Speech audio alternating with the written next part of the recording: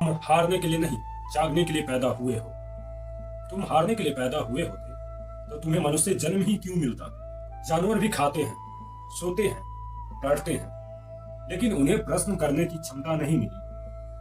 तुम पूछ रहे हो, क्या मैं हारने के लिए पैदा हुआ हूं? यही प्रश्न साबित करता है कि तुम्हारे अंदर चेतना जिंदा है। हार क्या है? 2 बार गिर जाना, लोगों का मजाक उड़ाना, जेब खाली हो जाना, ये हार नहीं है, ये प्रशिक्षण है। आज के युवा की गलती है कि वह तुलना करता है। वह देखता है किसी के पास पैसा है, किसी के पास गाड़ी है, किसी के पास लाखों फॉलोअर्स है, और फिर अपने कमरे में बैठकर सोचता है, मैं कुछ नहीं हूं। अरे, जिस दिन तुमने दूसरों की स्क्रीन देखना बंद करके अपनी जिंदगी की कहानी लिखना शुरू कर दिया, उस दिन से जीत शुरू हो जाएगी। तुम्हारी सबसे बड़ी हार दुनिया ने नहीं दी है, तुमने खुद को दी है। जब तुमने अपने मन की हार, हर कमजोर आवाज को सच मान लिया। मन कहता है छोड़ दे, नहीं होगा, और तुम मान लेते हो। मन कहता है आज मत शुरू करें, कल से शुरू करेंगे, और तुम मान लेते हो। अरे, तुम मन के नौकर हो या मालिक? अगर हारने के लिए पैदा हुए होते तो तुम्हारे अंदर सपना क्यों होता, बेचैनी क्यों होती, कुछ बड़ा करने की आग क्यों होती? ये बेचैनी संकेत है कि तुम्हें साधारण नहीं रहना। याद रखो, भगवान किसी को कमजोर नहीं बनाकर भेजा।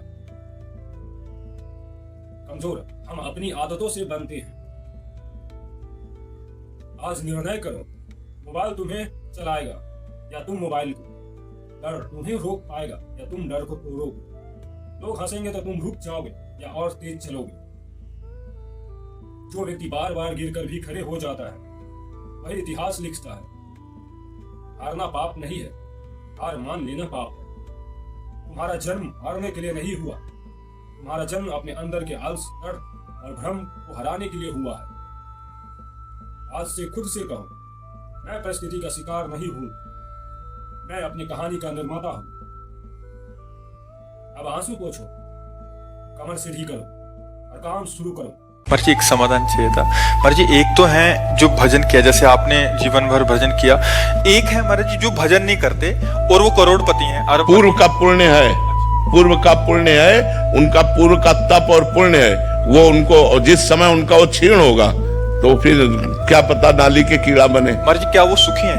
केवल धन हो? नहीं, बिल्कुल अशांत है। बाहर से भले वो पोजीशन बहुत उच्च कोटि की हो, आप देखो ना बड़े बड़े अधिकारी, आप देखो जब एकांत में बात करते हैं तो कैसे बात करते हैं। सुख कैसे हो सकता है? सच्चिदानंद भगवान से चित्त जोड़े बिना कामनाएं नष्ट नहीं होती। कामनाएं जब तक होती है तब तक सुख कहाँ है? अशांति है। अशांतस्य कुतः सुखम। हम तो देखते हैं कि गाड़ी है, बंगला है, तो ये कोई सुख है क्या? गाड़ी कोई सुख है? मकान कोई सुख है?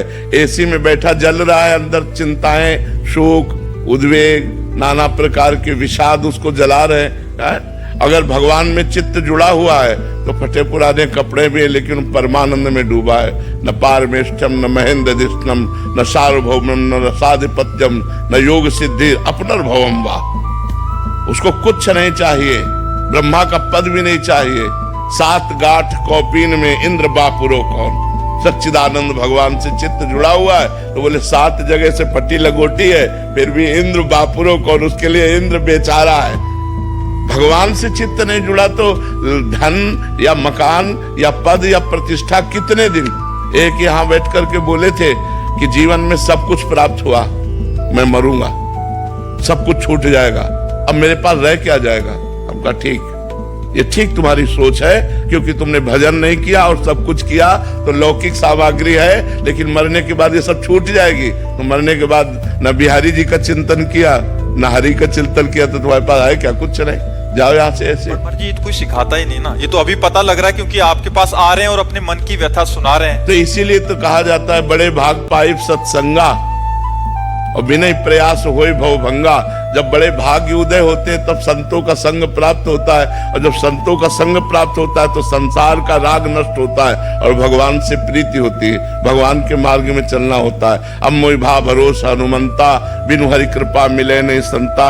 जब भगवान की असीम कृपा होती तब सत्संग, ये जो बातें आपके कान में पड़ रही ये तब सुनने को मिलते हैं, ऐसे थोड़ी मिलते हैं। नहीं तो बस वही रुपया पैसा मांस मछली नाना प्रकार के बस गंदे आचरण, बोले बड़े मौज में है, बड़े मस्ती में है। ये कितने दिन की मस्ती, जब मृत्यु आएगी तुम्हारी सारी मस्ती को छिन्न भिन्न कर देगी। तो अगर कह दे क्या भजन करने वाले के ऊपर मृत्यु नहीं आती, शरीर को ले जाती है, लेकिन उसके पास जो खजाना है वो लोक परलोक हर जगह आनंदित रहता है। इसलिए भजन अत्यंत आवश्यक है। बिना भजन के किसी को शांति नहीं मिल सकती। वो शांति तुम्हें लगेगी थोड़ी देर के लिए।